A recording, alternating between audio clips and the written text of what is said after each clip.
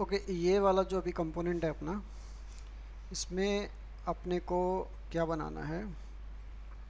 ये तो ऑलरेडी अपना बना हुआ है, इसको तो अपन इग्नोर करते हैं। अभी इस पे आते हैं, राइट।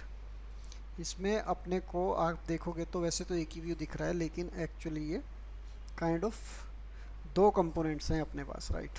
दो तीन चार पाँच जितने चाहो उतने बना सकते हो, लेकिन फ़िलहाल के लिए अपन इसको दो में ही ट्राई करते हैं स्प्लिट करने का। एक तो हो गया आपका ऊपर वाला कंपोनेंट जो कि प्रोजेक्ट डिटेल्स दिखा रहा है, एक हो गया आपका नीचे वाला कंपोनेंट जो कि आपको टास्क ऐड या रिमूव करने की फंक्शनैलिटी प्रोवाइड कर रहा है, राइट। तो ऊपर वाले से शुरू करते हैं। ऊपर वाले में भी आपका क्या है, ऊपर वाले में आपकी एक ये वाली रो है, एक ये वाली रो हो गई रो, और ये रो, राइट।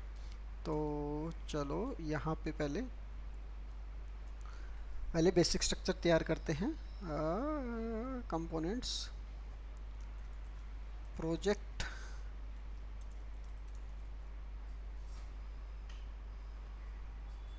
प्रोजेक्ट डिटेल्स, यहाँ पे प्रोजेक्ट डिटेल्स डॉट जेएस, वही अपना export default function project details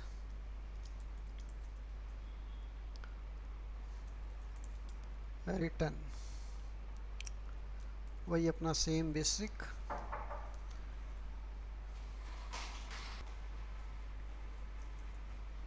फ़िलहाल के लिए ब्लैंक रिटर्न करते हैं, और ये हो गया अपना प्रोजेक्ट डिटेल। और एक बनाते हैं प्रोजेक्ट डिटेल के अंदर आपका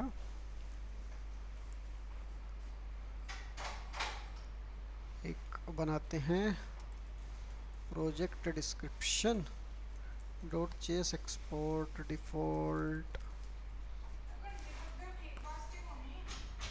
फंक्शन प्रोजेक्ट डिस्क्रिप्शन क्रिप्शन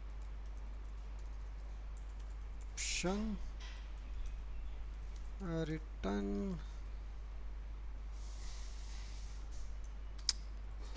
ये हो गया जी रिटर्न। फ़िलहाल के लिए भी ये भी ब्लैंक ही रिटर्न कर देगा।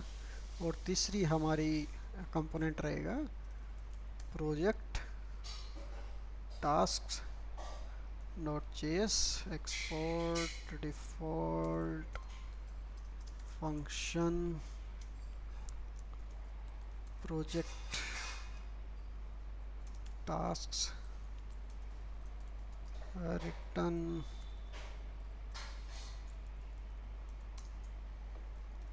ओके, थोड़ा सा इसको अलाइन कर देते हैं। ठीक है, अभी जो अपना प्रोजेक्ट डिटेल है उसके अंदर अपने दो चाइल्ड कंपोनेंट, तो पहला तो हो गया अपना प्रोजेक्ट डिस्क्रिप्शन, ये ऊपर इसने ऑटोमेटिक इंपोर्ट कर लिया। और दूसरा है आपका प्रोजेक्ट टास्क, ये आपने इंपोर्ट कर लिया। अभी ये यहाँ पे रेंडर नहीं हो रहा, इसके लिए अपने को क्या करना पड़ेगा, अपन चलते हैं app.js के अंदर, इसको फ़िलहाल के लिए कमेंट करते हैं। और ये वाला प्रोजेक्ट, अरे क्या हो गया भाई,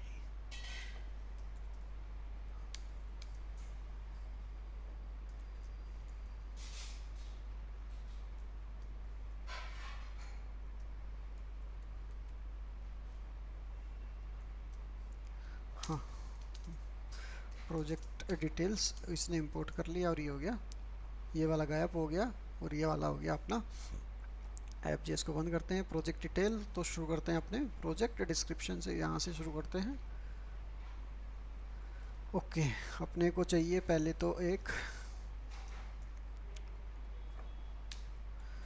डिव रखते हैं, ये भी डिव रखते हैं। यहाँ पे अपने को चाहिए पहले तो h1, जिसमें आपका रहेगा प्रोजेक्ट का नेम,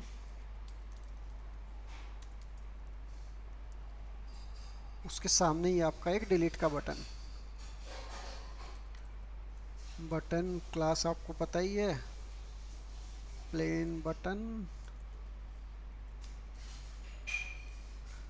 क्या है जी, डिलीट टेक्स्ट बटन था शायद, हाँ डिलीट। अभी अपने को एक रो में चाहिए तो अगेन इसको वही डिव के अंदर ही रैप कर देते हैं इसको भी, बाद में क्लास ऐड करेंगे। नेक्स्ट आपको चाहिए एक लेबल या स्पैन जिसमें आपकी डेट रहेगी।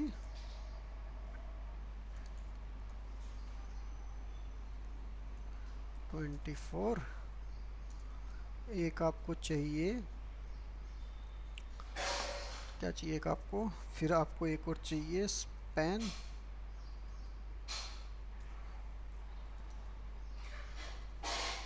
नहीं तो अपन पैराग्राफ यूज़ कर लेते, स्पैन ठीक है, यहाँ तो स्पैन ठीक है और यहाँ पे अपन पी यूज़ कर लेते हैं।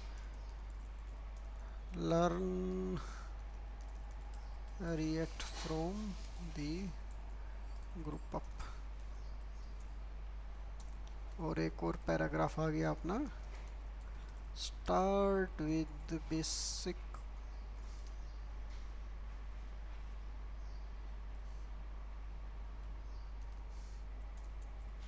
Finish with advance. ठीक है, ये हो गया अपना ऊपर वाला। इसको थोड़ा सा अपन कर देते हैं अलाइन।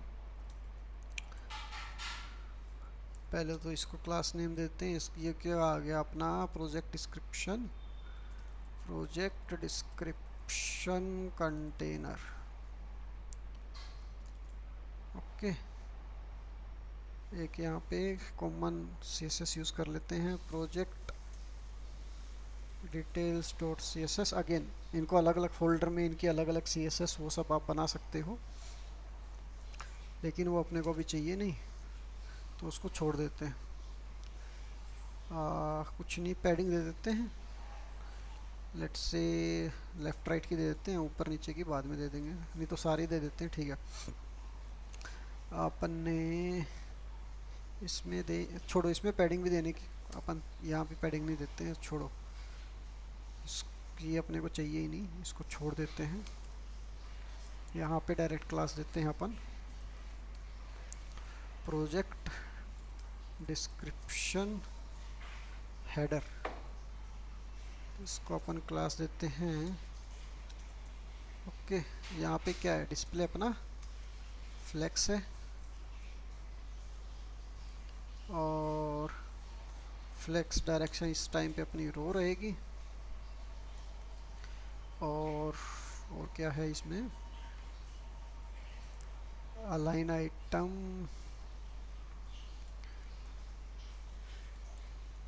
वर्टिकल हो गया centre, justify content space between. तो अभी क्या हो रहा है, अभी ये नीचे क्यों नहीं जा रहा, आप सोच रहे हो कि ये यहाँ पे जाना चाहिए था ना, डिस्प्ले फ्लेक्स किया। तो अभी क्या है, ये अपना एक h1 टैग है, और h1 टैग क्या रहता है, ब्लॉक, उसका डिस्प्ले ब्लॉक रहता है। तो इस केस में अपन क्या करेंगे, इस केस में अपन h1 को बोलते हैं कि भाई डिस्प्ले इनलाइन। अरे क्या हो गया भाई, रुको, डिबगर का यूज़ करते हैं, इसके पास जाते हैं। ये क्या बोल रहा है कि मेरे को तो किसी ने कहा ही नहीं डिस्प्ले इनलाइन करने को। ओके, क्यों नहीं कहा, okay okay okay okay okay, क्योंकि अभी तक हमने इस प्रोजेक्ट डिटेल्स को, सीएसएस को इंपोर्ट ही नहीं किया, राइट। तो अपन इधर इंपोर्ट कर लेते हैं, project details dot C S S, वो चला गया। अभी एक बार में देख लेते हैं, प्रोजेक्ट डिटेल्स हो गया, ये अगर हटाते हैं तो भी काम चल रहा है, ठीक है। ओके, फ्लेक्स करने के बाद ऑटोमेटिक सब कुछ इन लाइन में आ जाते हैं, सही है, ज़्यादा टेंशन नहीं लेने की अपने को। ठीक है, तो ये अपना व्यू ठीक ठाक सही हो गया। यहाँ पे जो डेट है वो भी आ गई, ये सब भी आ गया, और नीचे अभी करते हैं शुरू अपना प्रोजेक्ट टास्क को। अभी देखो, अभी अभी एक चीज़ और देखो, अभी क्या हुआ कि अपने को ये डिव की कोई ज़रूरत ही नहीं रही, राइट। कि भाई अपन को डिव रिटर्न ही क्यों करना, आपको रिटर्न में चाहिए क्यों डिव, मतलब रूट कंपोनेंट डिव की चाहिए, आप ब्लैंक यूज़ कर लो। ब्लैंक यूज़ किया तो बहुत कुछ बिखर गया। क्यों बिखर गया? क्योंकि ये भी ब्लैंक है, राइट, और ये भी ब्लैंक होने की वजह से आपका जो डिस्प्ले था, जो ये अपना बॉडी का है या फिर जो भी मेन रूट कंपोनेंट है, मेन क्लास है, उसमें आपकी डिस्प्ले ग्रिड यूज़ हो रही है, राइट। तो वो सब कुछ ग्रिड में शो कर रहा है इस चीज़ को, इसीलिए ये सारा ब्रेक हो गया। तो या तो हम यहाँ पे डिव यूज़ कर लेते हैं, तो सब कुछ वापस से सेट, क्योंकि ये एक डिव हो गया, ये एक डिव हो गया, जो कि आपस में ग्रिड के साथ शो हो रहे हैं। और यहाँ पे अपने को कुछ यूज़ नहीं करने की ज़रूरत ही नहीं रही। ओके, तो अभी चलते हैं टास्क के ऊपर। टास्क में अगेन अपने को वही एक h1 टैग टास्क, राइट। उसके नीचे क्या है? उसके नीचे आपका एक डिव है, उसमें वही दो, एक तो हो गया आपका इनपुट और दूसरा हो गया आपका बटन, जिसकी वही class name text button at task, ये भी आ गया। लेकिन इसका जो दिखने का तरीका है थोड़ा सा, जैसा हमने वो दूसरा व्यू बनाया था प्रोजेक्ट की डिटेल्स को लेने के लिए न्यू प्रोजेक्ट में, तो वहाँ पे अपना एक इनपुट हमने बनाया था, राइट। न्यू प्रोजेक्ट इनपुट कहाँ सेट किया हमने? नो प्रोजेक्ट नहीं है, सॉरी। फॉर्म कंट्रोल के अंदर हमने ये बोला कि भाई आप इनपुट ये यूज़ करो और टेक्स्ट एरिया के लिए ये यूज़ करो।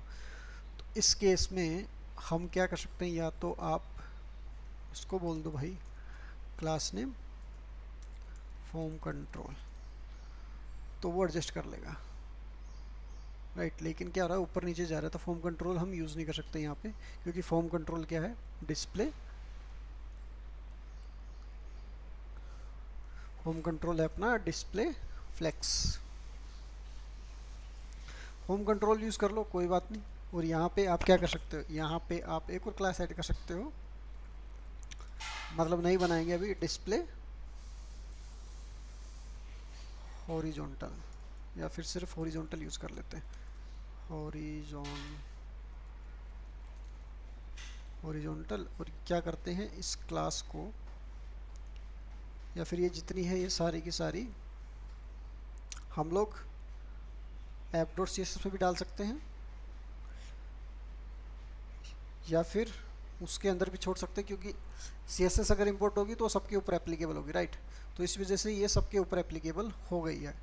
अभी अपने को जो ये नई क्लास हमने बनाई है हॉरिजॉन्टल, इसमें हम क्या कर सकते हैं, इसके अंदर हम जाके बोल देते हैं कि भाई फ्लेक्स डायरेक्शन आपकी रो है, कॉलम नहीं, राइट।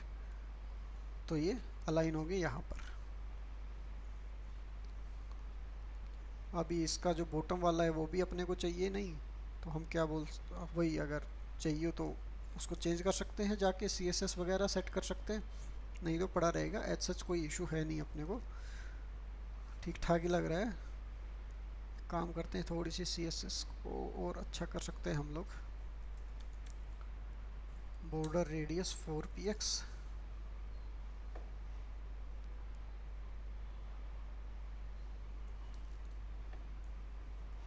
अभी ठीक लग रहा है, ज़्यादा टेंशन लेने की ज़रूरत नहीं। बॉर्डर बॉटम को उड़ा ही देते हैं, सारे एक जैसे दिखेंगे, जब सेलेक्ट करोगे तब वो आ जाएगा, ठीक है। इंजॉय। अभी एक नीचे है अपने पास लिस्ट, प्रोजेक्ट टास्क, इसको भी एक डिव के अंदर रैप कर लेते हैं। और यहाँ पे आपकी अनऑर्डर्ड लिस्ट है, जिसके अंदर आपकी li है, और li के अंदर भी आप देखोगे यहाँ पे एक है, यहाँ पे एक है, राइट।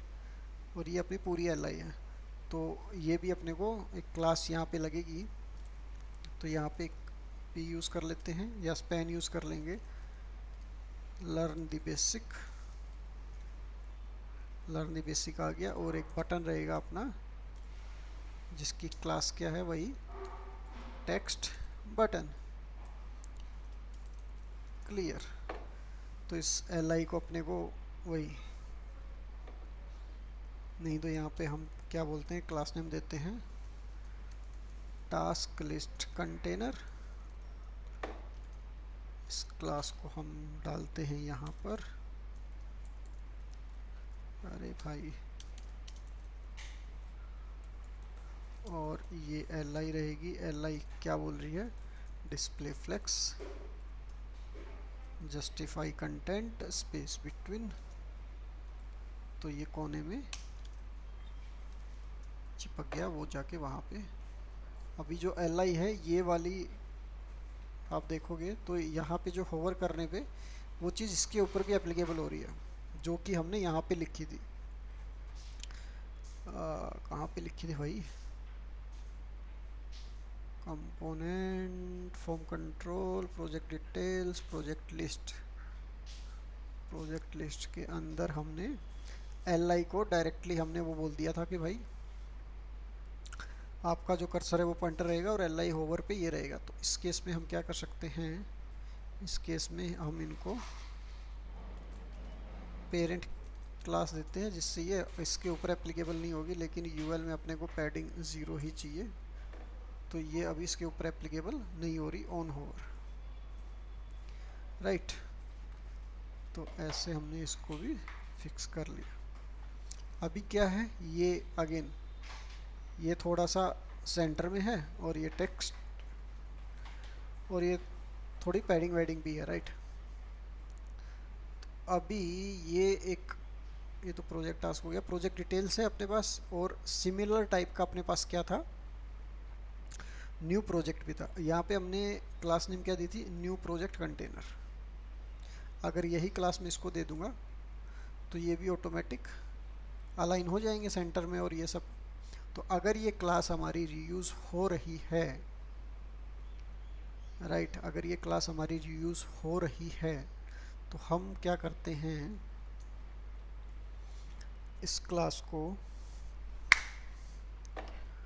न्यू प्रोजेक्ट क्लास को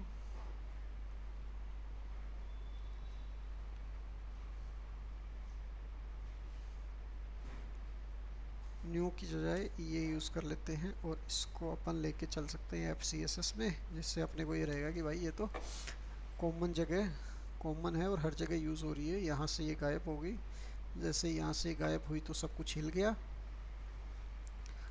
क्लास का नेम रखते हैं ये वाला, सेम आपका न्यू प्रोजेक्ट के अंदर आपका क्लास का नेम हो जाएगा ये वाला। ओके, तो ऐसा कर लेते हैं। तो ये ठीक है, अच्छा दिख रहा है, लेकिन अगेन थोड़ी सी अलाइनमेंट और ये जो गैप्स आ रहे हैं, जैसे इसके अंदर देखोगे तो गैप ज़्यादा नहीं है, लेकिन यहाँ पे गैप बहुत ज़्यादा है।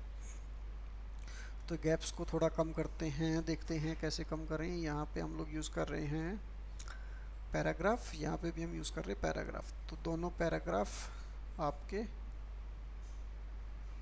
पैडिंग बैडिंग लेके बैठे हुए हैं, ऊपर नीचे की 16 ओके मार्जिन है। तो हम क्या कर सकते हैं, जो आपका न्यू प्रोजेक्ट नहीं, प्रोजेक्ट डिटेल्स, प्रोजेक्ट डिस्क्रिप्शन के अंदर आपका P है, और ये आपका हो गया। तो यहाँ पे हम क्या करते हैं, पहले तो div ले लेते हैं, जिससे अपन को क्लास वगैरह देना इजी हो जाएगा। अरे div देते ही ये सेट हो गए नहीं, ये क्यों सेट हुए हैं पता है, अभी बताता हूँ। ये div हटाया, गैप बढ़ गया। अभी क्योंकि यहाँ पे कोई पेरेंट कंपोनेंट नहीं है हमारा, राइट, तो ये जितने भी आपके क्या है, जितने भी आपके ये div span p है, ये सारे के सारे आपके बाइंड हो जाएंगे डायरेक्टली इसके अंडर, राइट, क्योंकि उनका तो कोई उनका रूट कंपोनेंट क्या है, ब्लैंक। तो ये इसको अपना रूट कंपोनेंट समझ के और यहाँ आके चिपक जाएंगे।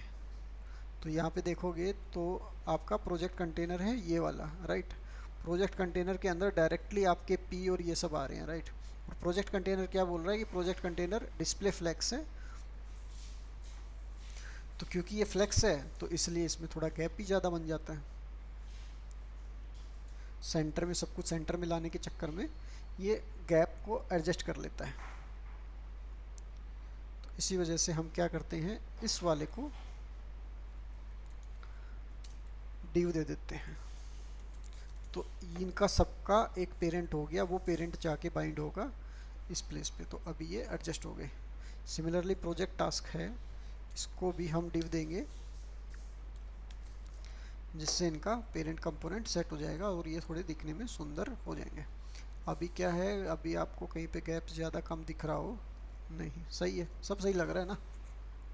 ओके, तो ये हो गया जी अपने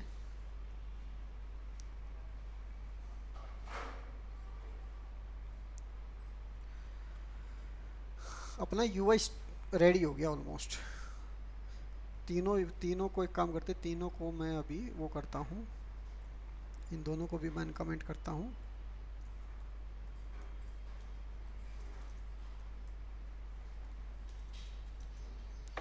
तो ये यहाँ पे आ गए। अभी क्या हो रहा है ना, इसको अगर अपने को चाहिए तो इनको भी अपन एडजस्ट कर सकते हैं।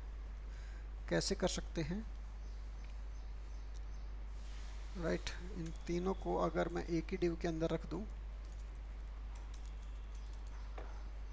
तो ये व्यू अपना एडजस्ट हो गया। ये पहला व्यू हो गया न्यू प्रोजेक्ट वाला, ये दूसरा व्यू हो गया क्रिएट प्रोजेक्ट वाला, ये तीसरा व्यू हो गया प्रोजेक्ट नेम वाला, राइट।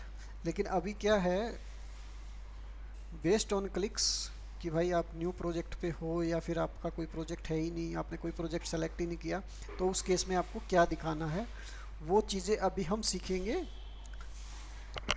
स्टेट मैनेजमेंट के साथ और इवेंट हैंडलिंग के साथ, राइट। तो अभी उसके ऊपर हम मूव करते हैं।